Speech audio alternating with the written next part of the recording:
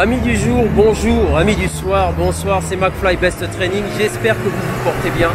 C'est toujours un plaisir de partager avec vous où que vous soyez dans le monde. Alors aujourd'hui, je vous fais une vidéo un peu spéciale parce que je vais vous parler du déplacement lorsqu'on est à Kinshasa. Alors lors de l'ancienne vidéo que j'avais faite, je parlais de moto. Ah, j'avais oublié de préciser. Pourquoi je vous déconseillais de prendre les motos? Parce que tout simplement, ici, il n'y a pas de casque. Les motards ne portent pas de casque. J'en ai vu quelques-uns, mais c'était très rare. Alors, vous vous imaginez si vous avez un accident sur une moto et que vous n'avez pas de casque, ben vous vous en sortez très mal. Étant donné que il y a des embouteillages, alors le temps que les secours arrivent, enfin, s'ils arrivent, vous êtes déjà partis pour l'éternité. Mes chers amis, je vous dis à très bientôt. Et surtout, n'oubliez pas que pour votre santé physique et mentale, la musculation est la mère de tous les sports. Alors, je vous laisse regarder. À très bientôt. Kinshasa 2020. À l'image de toutes les grandes villes de ce monde, Kinshasa se développe très vite. On retrouve ici toutes les caractéristiques des grandes mégalopoles. De nombreux immeubles font surface, bureaux, appartements, commerces. Ce côté urbain donne à Kinshasa toute sa splendeur. Kin la Belle, comme certains l'appellent encore aujourd'hui, fait partie des plus belles villes que j'ai pu visiter. Bien que ne possédant pas de métro, le transport en commun se fait à l'aide de taxis-motos, voitures et bus.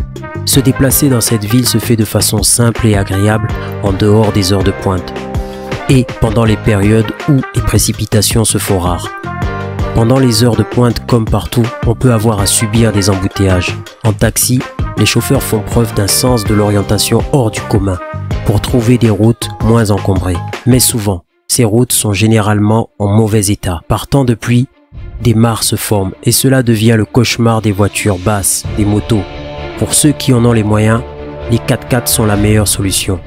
Il faut noter que les jours d'averse, se déplacer à pied dans ces mêmes routes reste cauchemardesque, tant la boue et l'humidité se font abondantes. Pour lutter contre les embouteillages, il reste encore cette solution qui consiste à se déplacer en taxi-moto. Bien qu'étant l'une des meilleures solutions, il en demeure pas moins la manière la plus dangereuse pour se déplacer tant la sécurité n'est pas la priorité. On notera que le port du casque n'est pas obligatoire, voire inexistant. Pourtant, cela n'empêche pas ces pilotes de commettre des imprudences telles que rouler à contresens pour éviter une file trop lente. Emprunter un trottoir en zigzagant entre les piétons, le rendement étant la source principale de motivation.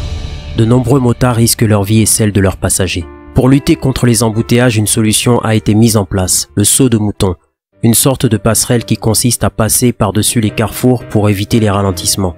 Mais comme dans tout chantier, il faut s'armer de patience pendant la durée des travaux. En attendant, des étranglements se forment et provoquent beaucoup de ralentissements. Après avoir testé ces moyens de transport, bus, moto, taxi, je me décide d'utiliser mes pieds. La chaleur aura raison de ma décision. Mais c'est tout de même de cette façon que je pense me sentir plus en sécurité.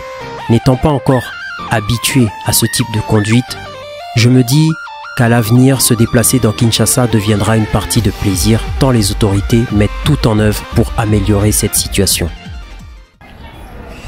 Et oui, mes amis, des fois, la meilleure solution, c'est d'utiliser ses pieds.